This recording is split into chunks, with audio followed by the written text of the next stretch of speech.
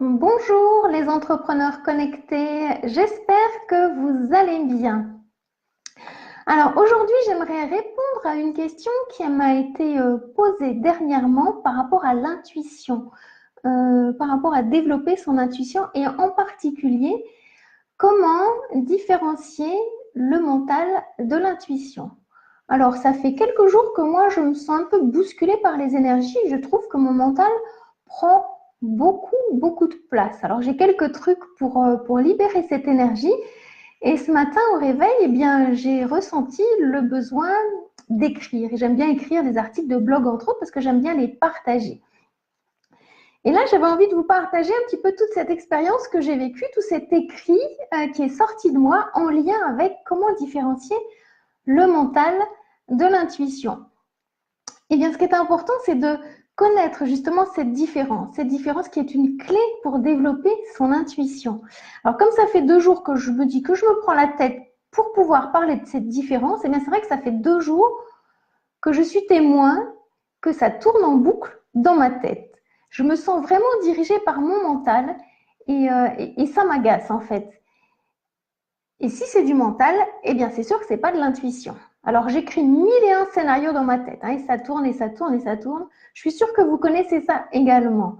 Alors hier, je suis allée jardiner pour avoir cette intuition de comment parler du mental pour développer son intuition. Eh bien, j'ai jardiné, et bien rien, il n'y avait rien qui sortait. J'arrivais pas à me connecter à mon intuition. Et puis, j'avais besoin vraiment d'écrire et besoin de rencontrer mon mental pour pouvoir ensuite rencontrer mon intuition. Alors, si vous êtes là, faites-moi un petit coucou. Je vois que voilà, j'ai fait ce live improvisé, donc faites-moi un petit coucou si vous êtes là, un petit like, voilà. Donc, je reviens sur mon propos qui est de parler de cette intuition. Donc, ce matin, j'avais vraiment besoin d'écrire, de rencontrer mon mental et de rencontrer mon intuition comme on rencontre deux personnes pour pouvoir vraiment développer mon intuition et comprendre, connaître la différence entre c'est quoi mon mental, c'est quoi mon intuition pour pouvoir vous le partager.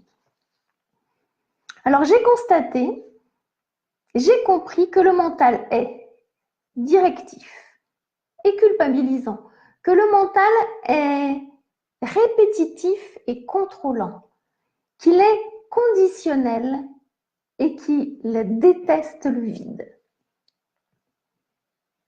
Alors, le mental est directif. Qu'est-ce que cela veut dire? Pour rencontrer mon mental, eh bien, je l'imagine comme étant une personne. Cette personne, elle dirige ma vie à ma place et me parle de façon plutôt autoritaire. Mon mental est plutôt culpabilisant. Fais ceci, ne fais pas ceci, tu as oublié de faire cela, tu n'as pas pensé à. Voilà, il me donne un petit peu des directives. Alors, la liste des phrases, elle peut être vraiment très longue. Je pense que ça peut vous parler aussi de comment votre mental, il vous dit les choses. Alors, moi, j'ai laissé mon mental diriger ma vie à la manière d'un parent autoritaire. Et un de mes trucs pour reprendre le contrôle, eh bien, c'est de laisser mon intuition me guider et me permettre de dire non, de m'affirmer. Donc vraiment, une des clés, c'est de pouvoir dire non, je n'ai pas envie que tu diriges ma vie, je ne suis pas d'accord, je reprends le contrôle de ma vie. Un autre point important, c'est que le mental est répétitif. Alors, je me suis amusée à me dire comment j'allais vous partager un petit peu ce que j'ai trouvé sur le mental. Et donc, comme j'ai écrit, en vous le partageant à l'oral, je répète ce que j'ai pu écrire. Et je vous expliquais en quoi c'est aussi aidant de se servir du mental, parce que ça ne sert à rien de le combattre, il faut l'utiliser à bon escient. Je vous le partagerai juste après. Donc, mon mental est répétitif. Faites-moi un petit coucou si vous êtes là. Je crois qu'il y a des personnes qui viennent d'arriver, donc faites-moi un petit coucou. Bonjour. Alors moi, j'ai eu des périodes dans ma vie où j'étais très perfectionniste. Je pense que ça vous parle, ça aussi. Ce que je faisais n'était jamais assez bien. Donc, il m'en fallait toujours plus, toujours mieux. Donc, je me souviens des premières fois où j'ai écrit, par exemple, des articles de blog. Alors, je m'étais fixé une liste de points à vérifier, bien évidemment, parce que la liste, elle est longue. Donc, en premier, par exemple, il fallait, est-ce que mon titre était pertinent? Est-ce que mes sous-titres étaient justes? Est-ce que les images de mon article étaient bien choisies? Est-ce qu'il y avait des bons liens dans l'article? Est-ce que la dimension de l'article était bonne? Est-ce qu'il y avait un bon nombre de mots dans mon article? Est-ce que l'alignement des mots était comme je le souhaitais? Est-ce que les synonymes étaient bien utilisés?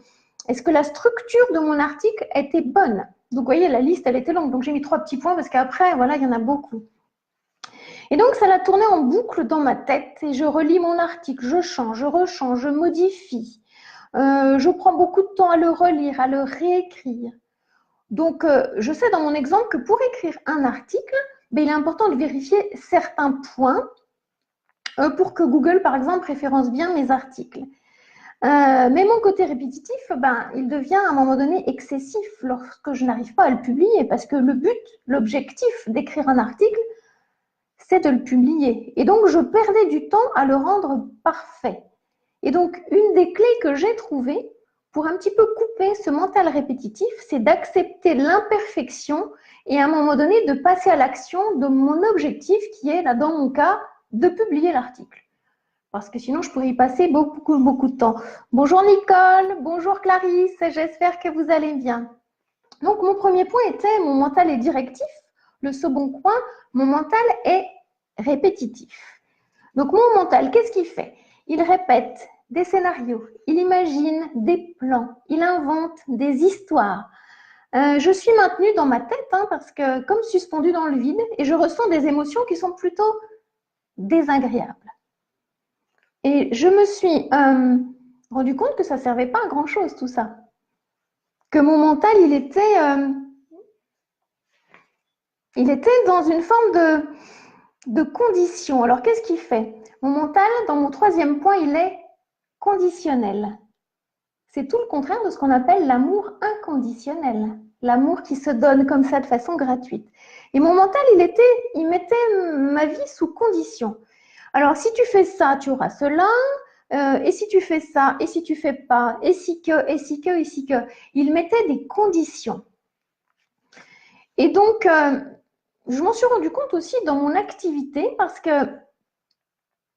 il me mettait plein de conditions pour que j'ai la réussite, pour que j'ai ci, pour que j'ai ça, pour que je n'ai pas ci, que je n'ai pas ça. Il prenait vraiment le contrôle. Et plus je mettais de l'énergie dans mon activité, et moins je me sentais bien. Parce que ça, c'était pas du tout l'intuition. Et quand moi j'accompagne, quand je suis en face à face avec la personne qui est devant moi, je vis les choses dans l'instant. Et là, je suis pure intuition parce que je me laisse remplir par cette énergie et je la transmute sur l'instant. Et donc, j'ai pu identifier la différence entre déjà mon mental et mon intuition. Alors, pour communiquer sur mon activité, par exemple, je me sers des réseaux sociaux. Et il m'arrive de ne pas être pure intuition, car il y a une forme de logique pour communiquer. Et donc, je sens la limite avec mon mental qui fait des nœuds dans mon cerveau, dans ma tête. Alors, une des clés pour éviter d'être dans cette spirale d'inconditionnel, qui n'est pas de conditionnel, par contre, qui me met des si à chaque instant, c'est d'observer, de m'observer, même si cela est désagréable. D'observer mon mental en train d'agir pour le reconnaître et ensuite le faire taire. Et une autre des clés est, pour identifier mon mental, j'imagine que c'est une personne à qui je parle. Comme ça, je peux le dissocier de moi et je peux dialoguer avec lui.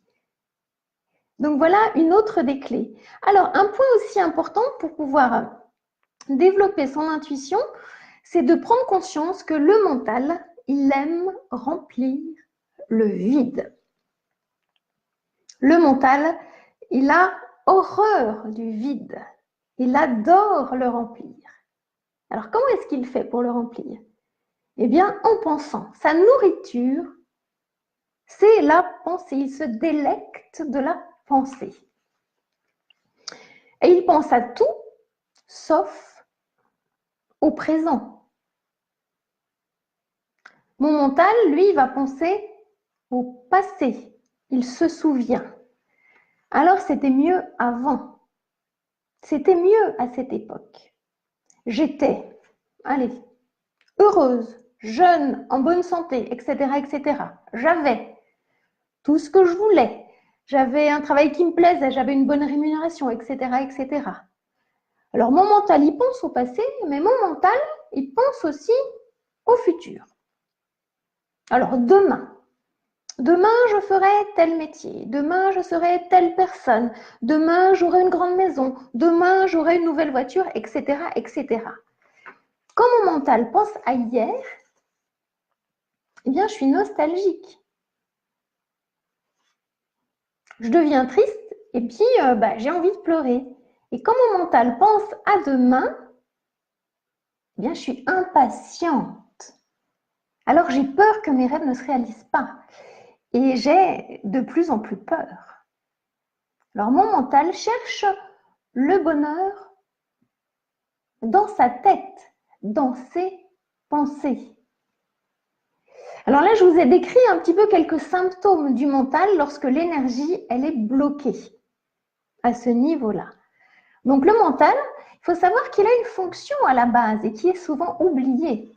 Le mental, il est logique et il est rationnel. Et quand le mental, il est bien utilisé, à quoi est-ce qu'il sert ce mental? Mais il sert à structurer les pensées. Les pensées sont une énergie qui doit être utilisée de façon efficiente, de façon efficace. Prenons l'exemple, par exemple, d'une voiture. La pensée est l'essence, l'énergie.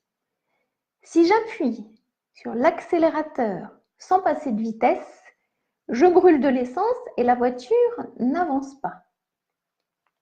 C'est la même chose pour les pensées.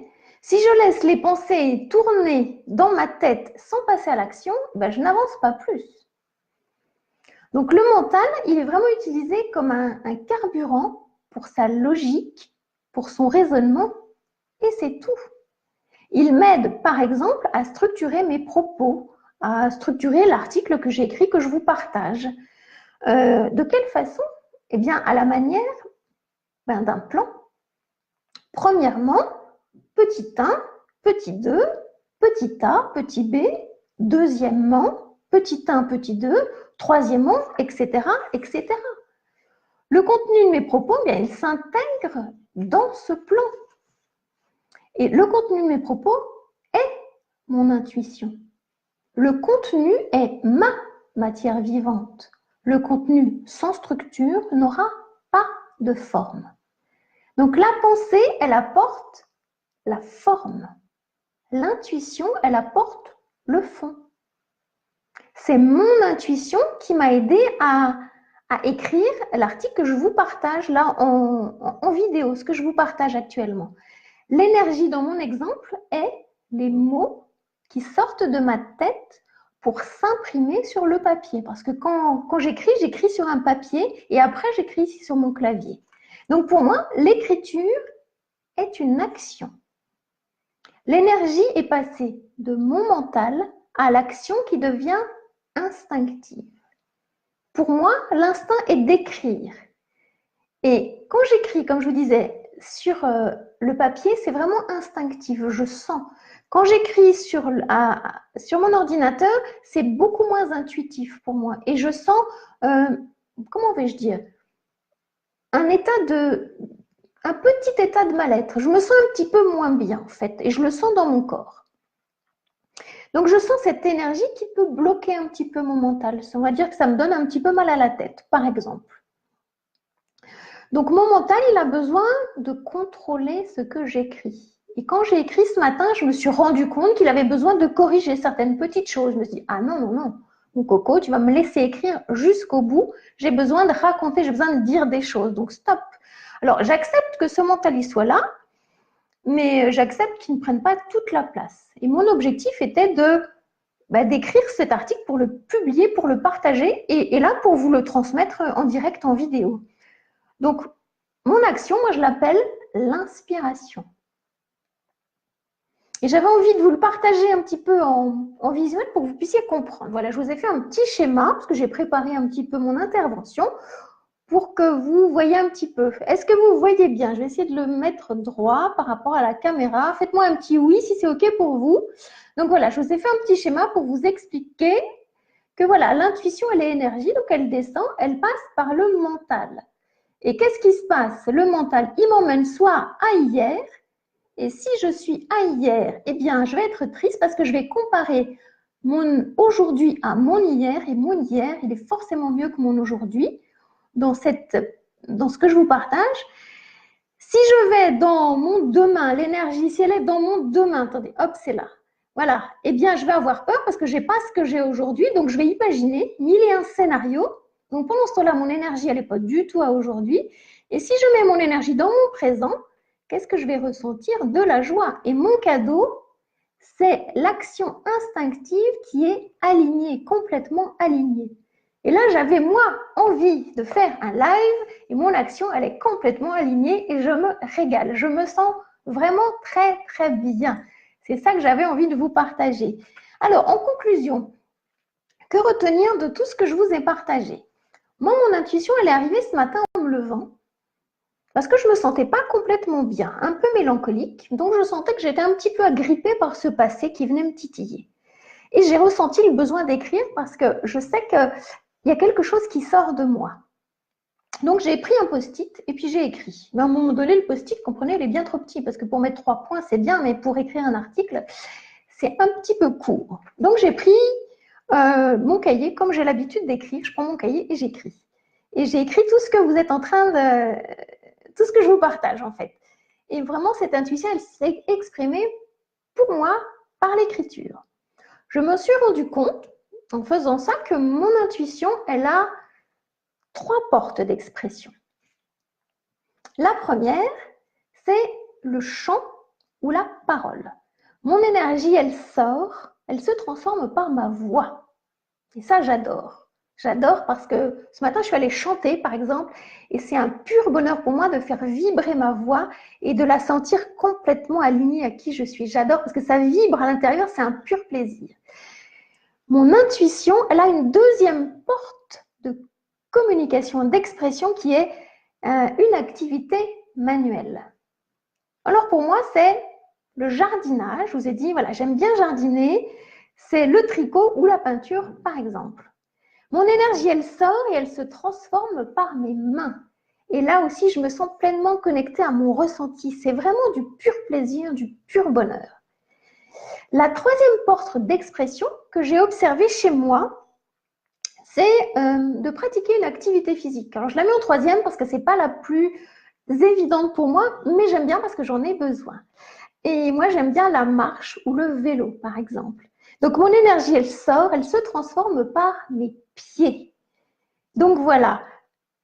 La voix, les mains, les pieds sont vraiment 3 portes d'expression qui font circuler l'énergie pour que l'intuition, elle puisse se transformer dans la matière, parce qu'il y a quelque chose à imprimer dans cette matière-là, en fait.